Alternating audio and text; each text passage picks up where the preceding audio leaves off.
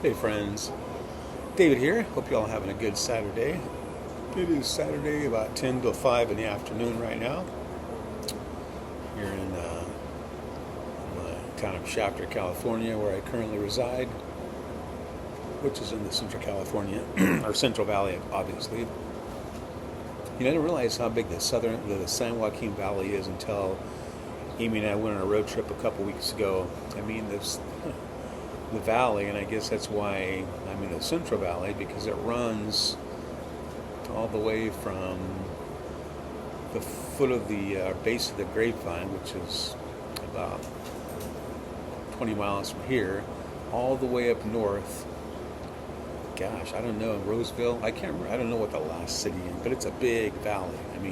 Hey, by the way, I used to watch that series when I was a kid, The Big Valley.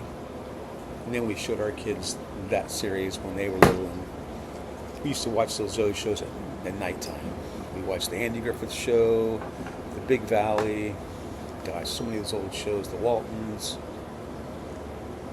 Adam 12, The Dick Van Dyke Show. Our poor kids were so out of touch that they'd go to school and no one knew what shows we were talking about. But it seemed to be okay. They all turned out good, and they all loved those old shows. And I loved them as a kid, and figured they would too. But anyway, so the valley's big. I guess I'm not sure why I was getting to that, but I am in the valley, the central part of the valley.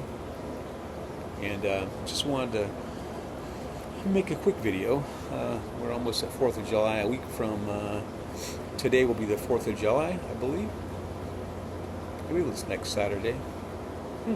Anyway, in a not too distant future, it'll be 4th of July. So I just wanted to get on here and talk about 4th of July of my youth.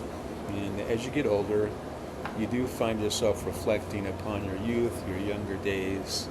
So I thought I would just think a little bit about mine out loud. Let me get my pipe going again here. I may have to put some more tobacco in it.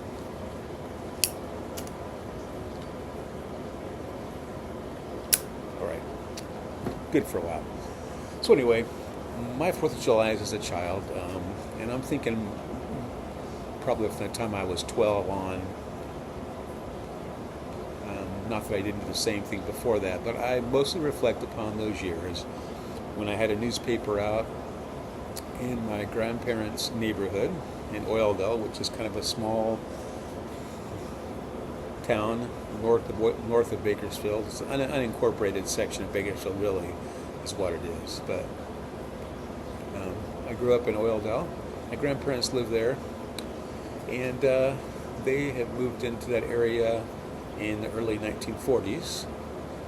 My mom was born while they were living at that house in 1943, and in the 1970s, when I got my newspaper out when I was 12 years old in 1975, they lived there still. And it was a good neighborhood. The people in the neighborhood were all older. When I say older, well, they're probably in their 60s, late 60s, most of the people in that town. Older married couples who had kids that grew up with my mom.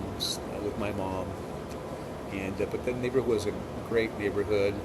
And I would get out every day and throw my newspapers, and always in the afternoon, except for Sundays, those are the mornings. But when I talk about 4th of July, I bring that up because 4th of July, or my newspaper out, was what allowed me to get fireworks as a kid.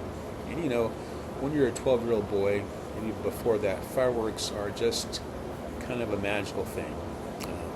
I grew up hearing stories about the fireworks that they had back east, like cherry bombs and firecrackers or Roman candles, and I always wanted so bad to be able to use or get access to those type of fireworks, but of course those have always been illegal in California, or at least since I've been able to use fireworks. I'm not sure what it was like in the 50s before that. Maybe they were legal then.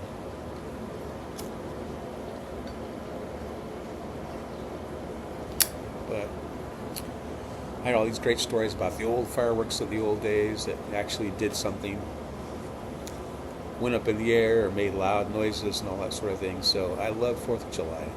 And my newspaper out allowed me to purchase fireworks. So back then, the fireworks stands would open up at least a week before the 4th of July, maybe even before that. But me and my friend Travis would always walk to the fireworks stands, and we would look at all those fireworks. And in those days, the newspaper out for the Bakersfield Californian, they would give you a circular, like an advertisement, with all the fireworks listed by price, descriptions, and all that. So the carriers would always get those, because as a route carrier, delivery carrier, you could get points by selling subscriptions to the newspaper.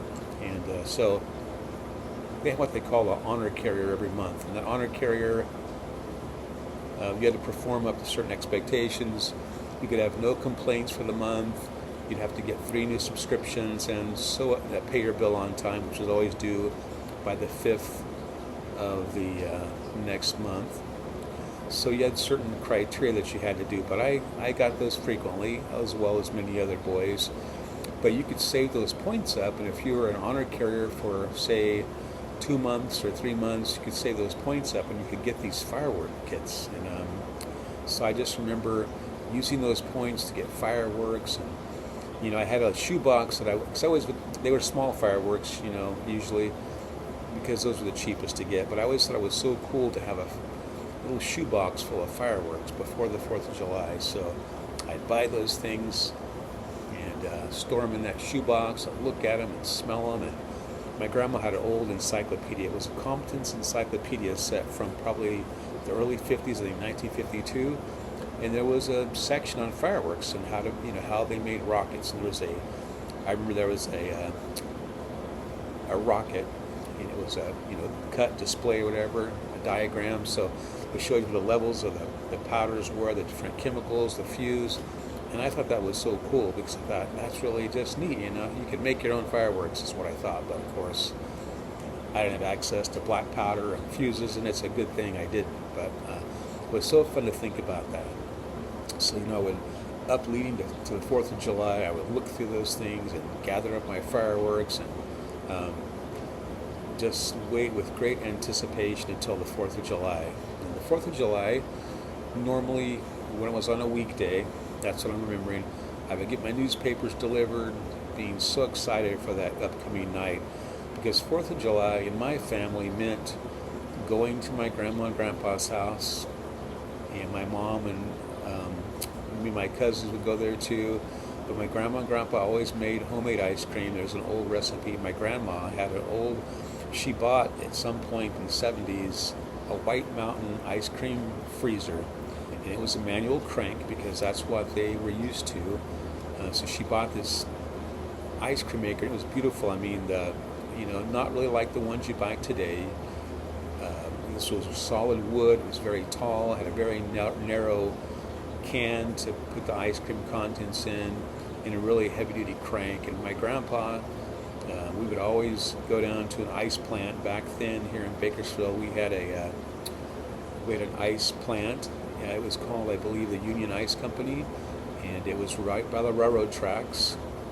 But we would go down there, and my grandpa, he had an old Plymouth station wagon of some sort, if I recall correctly, and he would buy a big old block of ice. I'm not sure how many pounds.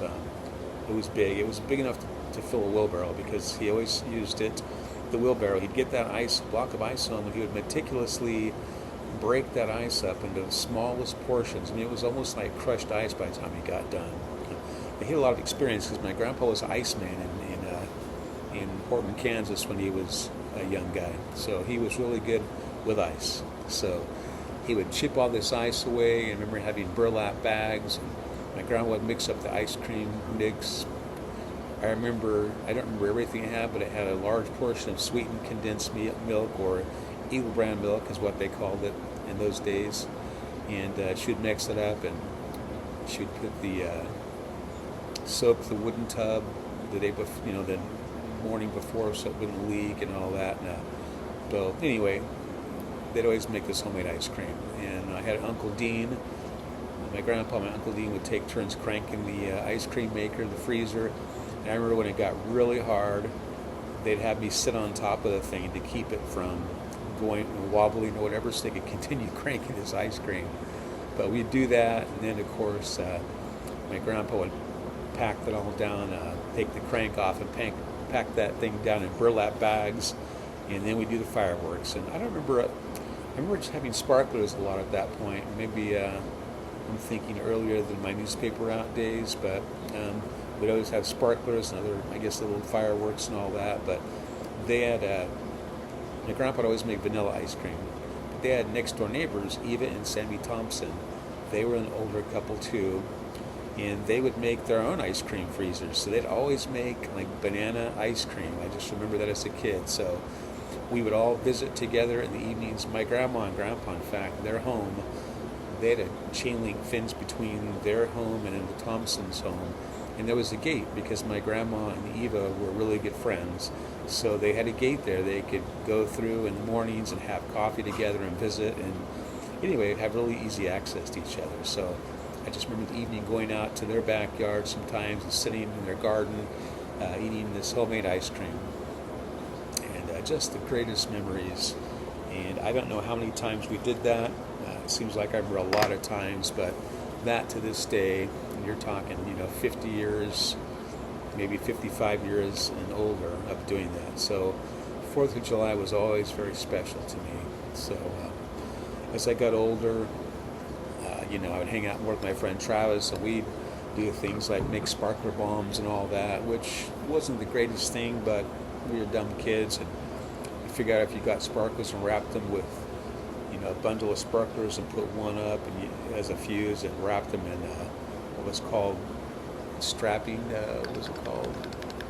I'm going to say strapping tape. It had filaments in it, though. It was a really heavy-duty tape, and you could wrap that thing up and it would basically contain all that force, and when it exploded, it was super loud. So, and I'd mentioned before in my stories how we did that one year in my mom's backyard and got the cops called on us, which was scary, and that kind of cured us from doing that for a while. But just fun times. 4th of July, I guess because it was in the summertime, it was hot, you got fireworks, you got homemade ice cream, and you got to hang out with your grandparents and your family. So such great memories.